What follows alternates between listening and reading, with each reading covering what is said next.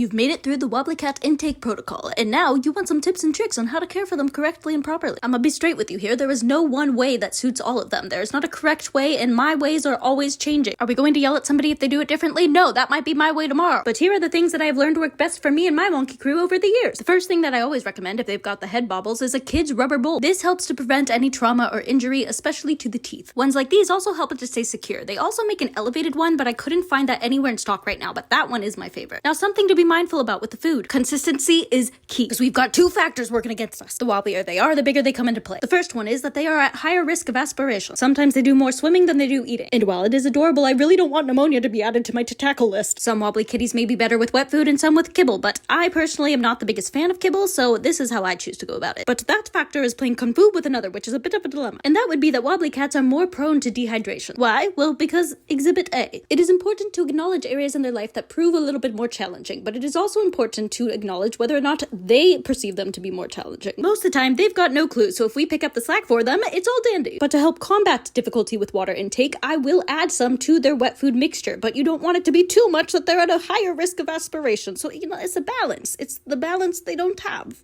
We do that for them. Now, the next question that I get a lot is litter box questions. Now, the more severe CH or other neurological condition that a cat may have, the more you might have to work with them on the litter box. I find that each one is a lot of trial and error for each individual case. And Spaghetti-O here are leaning more towards the severe or moderate severe end of the spectrum of CH, which means the litter box has not been our favorite dance. It's gonna be a big boy, and he's gonna go to the litter box. He's gonna be a big boy, and he's gonna go to the litter box. Gonna be a big boy, and he's gonna go to the litter box. He's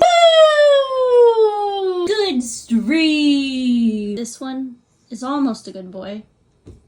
We could be doing better, but So my all-time favorite method of CH potty training is this big old giganto litter box right here. I like it because the walls on the side are big enough to catch the pee, but also the low enough entry point for them to get in, and big enough box in general for them to lay down if needed, which I know is not like the greatest. It's a little bit icky, but there are ickier things in life. All the more reason to keep the box clean. Now, preferably, I use the newspaper pellets because it leaves way less of a mess to clean up after they've had a dance party in the litter box. But sometimes they're gonna go, hey, I don't like the feel of that pellet, and you're gonna have to improvise. Personally, I will try doing a layer of sand litter underneath the pellets first before I switch entirely, but other than that, you might have to go through and try all the different litters to see what their preference is. And sometimes it might simply be a pee pad. I just saw Chewy now carrying these, and I'm gonna buy 10 of them. But really, this is where I tell people that the most challenging aspect comes into play with these types of kitties, is because you're just gonna have to take a lot of time and a lot of patience to try all the different types of litter box and all the different types of litters to see what works best for them in particular. So if you don't got a lot of pee patience, this might not be the type of special needs cat for you. But normally the mild cases have no problem at all. The next thing we're gonna do is child-proof the home. This is the fun part. I enjoy this part. But you are working with 2-year-olds here, and luckily for me, I ran a daycare for very many years, so I got some tricks up my sleeve. Again, this all depends on what gauge your wobble is set to. For and Spaghetti-O, I went with these wall bumpers. While CH itself is not a harmful condition, they are more prone to injury. That is what we are trying to prevent here, especially as active kitties. Now they can slam into the wall with all their heart desires. The next thing, lots and lots of cushion. Cushion everywhere. Rubber mats, anything shock absorbent. We are trying to really prevent that injury here. Basically, just go looking through the kids section, okay? When Bumble, my personal cat, was a kitten, I would line my bed with pillows every night to cushion any potential fall. That being said, he did pee on my bed many nights instead of using the effort to go down and use a litter box. It happens, man. It's cool. You can also use baby bumpers for corners of furniture, but I also recommend having a safe, controlled area that you are able to put them in when you are away from home, such as a designated bedroom or playpen that you know is always safe. Basically, the more severe of a neurologic case, the more commitment that you are signing up for. And while they can have beautiful, happy, thriving lives, that is with somebody that is willing to put in that commitment and dedication that they may specifically need for their needs. And that is why it is always very important to me that I have my neurological cases for an extended period of time so that I know the ins and out of what their care entails and what their adopter may have to do for them. So while it's okay to be wonky, we have to meet them where they're at and find a way to make their world accessible for them and for them to be as independent as possible. And when we do that correctly, the world is oftentimes wrong about their quality of life. When they are given the opportunity and what they need, they often have absolutely no idea that they are any different from the other kitties. And so that's the bobble on the wobble. And I do link almost every product that I possibly can into the Amazon storefront that is through the link tree in my bio so that you guys have all of these things accessible to you as well. Organized and pristine. Yes, I get commission off of that, but it's so little and I don't even know how to withdraw the money. So not about that, but it's all there for you guys. Anyways, thanks for joining the chaos. Let me know if you have any more questions while we still got and Spaghetti-O here. Oh, and don't forget PT. I go into that in the video prior prior to this one. Work the legs, honey. They're gorgeous. You got this.